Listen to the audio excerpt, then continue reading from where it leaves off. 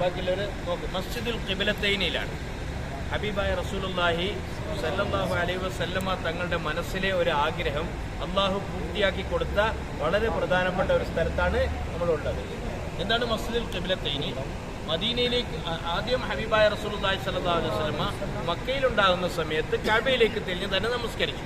മദീനയിലേക്ക് വന്നപ്പോൾ അഹ്ലി കിതാബിന്റെ ആൾക്കാർ ബൈത്തുൽ മുഖദ്ദസിലേക്ക് തിരിഞ്ഞിട്ടാണ് നമസ്കരിച്ചത്. അഹ്ലി കിതാബ് എന്ന് പറയുമ്പോൾ അന്നത്തെ ജൂത ക്രിസ്ത്യാനികളെല്ലാവരും അവരുമായി മനസ്സിണങ്ങുന്നതിന് വേണ്ടി അള്ളാഹുവിന്റെ കൽപ്പന പ്രകാരം അവരെവിടത്തേക്ക് തിരിഞ്ഞു?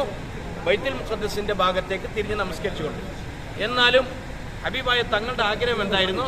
കഅബയിലേക്ക് തിരിയുക എന്നതായിരുന്നു.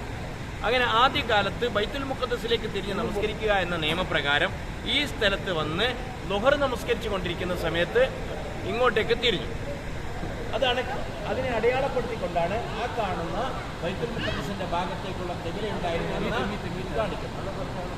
എന്നാൽ നമസ്കരിച്ച് 2 റക്അത്ത് കഴിഞ്ഞ ഉടനെ തന്നെ അള്ളാഹുവിന്റെ ഭാഗത്തു നിന്നും ജിബ്രീൽ അലൈഹിസ്സലാം മുഖേന വഹീ ഇറങ്ങുകയും ആ വഹീന്റെ അടിസ്ഥാനത്തിൽ തങ്ങൾ സല്ലല്ലാഹു അലൈഹി വസല്ലം നമസ്കാരത്തിൽ തന്നെ നേരെ കാണുന്ന കഅബയിലേക്ക് തിരികുകയും ചെയ്തു, കഅബയുടെ ഭാഗത്തേക്ക്. അതാണ് രണ്ടാമത്. അന്ന് മുതൽ ഇൻഷാ അല്ലാഹ് ഖിയാമത്ത് നാൾ വരെയും നമ്മുടെ ഖിബ്ല ഏതാണ്? കഅബ ഷരീഫ് തന്നെയാണ്. ഇവിടെ ആദ്യകാലത്ത് പഴയ ഓർമ്മയ്ക്ക് വേണ്ടിയും ആ ചരിത്രങ്ങൾ നിലനിൽക്കുന്നതിന് വേണ്ടിയും ചെറിയൊരു പള്ളിയായിരുന്നു. അല്ലാഹു തആല അനുഗ്രഹിച്ച് 1 വർഷവും 8 മാസവുമായിരുന്നു എവിടത്തേക്ക് നമസ്കരിച്ചിരുന്നത്? നേരെ ബൈത്തുൽ മുഖദ്ദസിന്റെ ഭാഗത്തേക്ക്.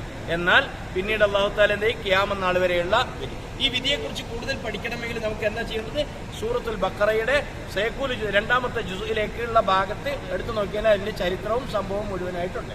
രണ്ടാമതായിട്ട് നമ്മൾ മനസ്സിലാക്കേണ്ടത് ഈ പള്ളി ചെറിയൊരു പള്ളിയായിരുന്നു. മലിക് ഫഹദ് ബിൻ അബ്ദുൽ അസീസ് റഹ്മത്തുള്ളാഹിയുടെ കാലഘട്ടത്തിൽ എന്ത് ചെയ്തു? ഇതിനെ വിശാലമാക്കി തന്നു. അല്ലാഹു തആല അവർക്കും എല്ലാവർക്കും ഇതിന്റെ നന്മയെ എത്തിച്ചു കൊടുക്കുമാറാവട്ടെ. ജസാക്കല്ലാഹു ഖൈറൻ. അസ്സലാമു അലൈക്കും വറഹ്മത്തുള്ളാഹി.